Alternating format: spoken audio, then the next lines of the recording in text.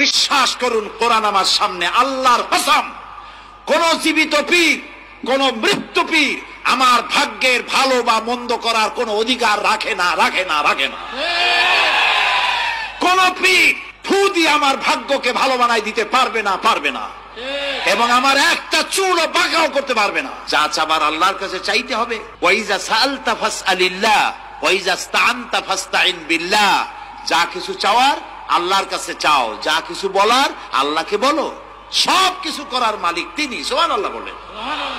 এই জন্য মাজারের সাথে মুসলমানদের সম্পর্ক হবে না, মুসলমানদের সম্পর্ক হবে মসজিদের সাথে। কিসের সাথে বলেন জোরে?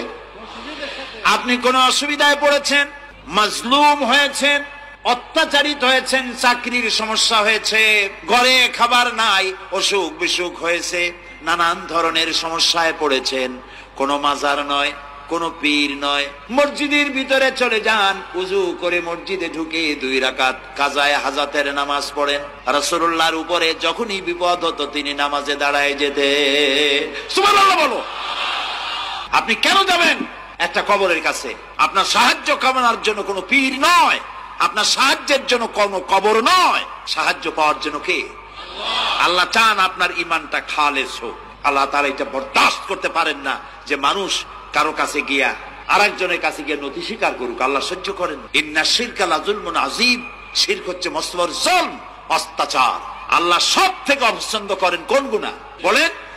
শিরক। আল্লাহ সহ্যই করেন না। কেন করেন না? একটা যুক্তিতে আসে। যারা বিবাহ করেছেন তাদের স্ত্রী যদি স্বামীর সাথে যে ধরনের হাসি খুশি প্রেমের আদান প্রদান করে, স্বামী ছাড়া যদি আরেকজন পুরুষের সাথে এরকমের ভাব বিনিময় করে, ফোনে কথা বলে, প্রেম করে, খুব সুন্দর করে ভালোবাসা দিয়ে যদি চিঠি লেখে অন্য পুরুষের কাছে, অথবা প্রেম নিবেদন করে, তাহলে স্বামীদের অবস্থা কেমন হবে বলেন? এইটার জবাব দিতে যদি দেরি হয় তো খুবই কুলক্ষণ। হ্যাঁ, ভয়ানক হবে, ভয়ানক হয়ে যাবে। নিজের চরিত্র যতই যা হোক, বউর চরিত্র ভালো চাই। আচ্ছা বলেন তো, স্ত্রী আপনার সঙ্গে যেভাবে প্রেমের হাসি হাসে, প্রেম নিবেদন করে, ওই রকম আরেকটা পুরুষের কাছে সাথে করলে আপনার সহ্য হয় না কেন? আপনি স্ত্রীর উপরে আপনার অধিকারটা কতখানি? কি জন্যে? আপনার স্ত্রীর যে হাসি, যে মিষ্টি হাসি, যা আপনার প্রাণ কেড়ে নেয়, ওই হাসিতে আপনার কোনো অবদান আছে বলেন? তার যে টানা টানা চোখ, সুন্দর ভ্রু, মাথায় অনেক লম্বা চুল, শরীরটা সুন্দর, যৌবন, রূপ, এর ভেতরে আপনার কোনো অবদান আছে? হ্যাঁ আছে, একটু তো আছেই। আপনি যে মুখ দিয়ে বউটা হাসে, সেই ঠোঁটে একটু লিপস্টিক লাগাইছেন। যে চোখের জন্য আপনি পাগল, সেই চোখে একটু কাজল লাগাইছেন।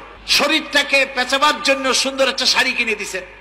একটা শাড়ি দিয়ে, একটু লিপস্টিক কিনে দিয়ে, চুলের একটা ক্লিপ কিনে দিয়ে, একটা ভালো শাড়ি কিনে দিয়া স্ত্রীর উপরে যদি এত অধিকার আছে যে কোনদিন মৃত্যু পর্যন্ত কোন প্রেমের হাসি, ভালোবাসার আদান প্রদান আপনি ছাড়া আর কারো সাথে করতে পারবে না, এইটা যদি আপনার অধিকার এভাবে প্রতিষ্ঠিত হয়, তাহলে এই হাসি যিনি দিলেন, এই দাঁত, এই সুন্দর চোখ, এই রূপ, এই যৌবন যা আল্লাহ তাআলা দিলেন, তার সামনে কোন পীর অথবা কবরের সামনে যদি হাত পাতে আল্লাহ বরদাস্ত করেন না। রাসূল সাল্লাল্লাহু আলাইহি ওয়াসাল্লাম যে রোগে মারা গেছেন, শেষ অসুখ, সেই সময়ে তিনি বললেন, পৃথিবীর মানুষ সাবধান থেকো, লানাল্লাহুল ইয়াহুদা ওয়ান নাসারা ইত্তাখাযু কুবুর আনবিহিম মাসাজিদা। নিশ্চয়ই ইহুদি খ্রিস্টানের প্রতি অভিশাপ, নিশ্চয়ই ইহুদি খ্রিস্টানের প্রতি অভিশাপ। ওরা নবীদের কবরকে মসজিদ তৈরি করেছে, ওরা নবীদের কবরকে মসজিদ তৈরি করেছে। রাসূল সাল্লাল্লাহু আলাইহি সাল্লাম বললেন, লা তাজালু